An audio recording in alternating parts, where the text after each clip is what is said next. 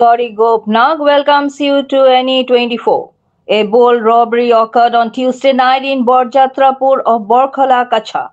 Taking advantage of no one being at home, the robbers broke open the door and window grills, entered the house and vandalized cupboards and other furniture. They looted gold ornaments, cash and items worth several lakhs of rupees before fleeing.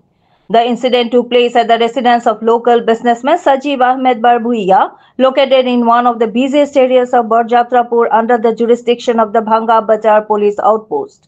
Upon receiving the news, Bhanga Bazar police rushed to the spot. Meanwhile, BJP candidate Abdul Razak Barbuia of the Bhubaneswar Srikona Zilla Parishad seat and Nurul Alam Majumdar, a member of the BJP state minority cell, also rushed to the spot.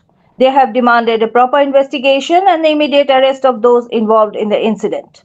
For more news and updates, subscribe our channel NE24 YouTube and support us by following our page.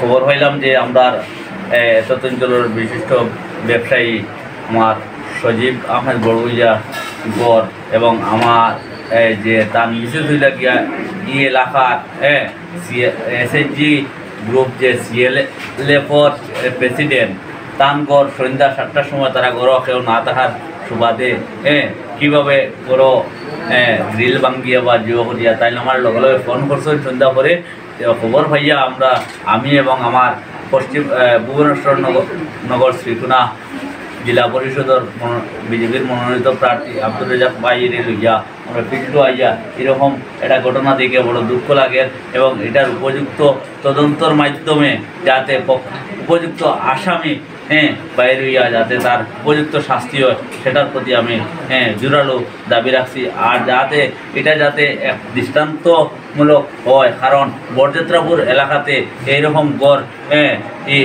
শোনা যাচ্ছে না কোনোদিনও, আজকে প্রথম।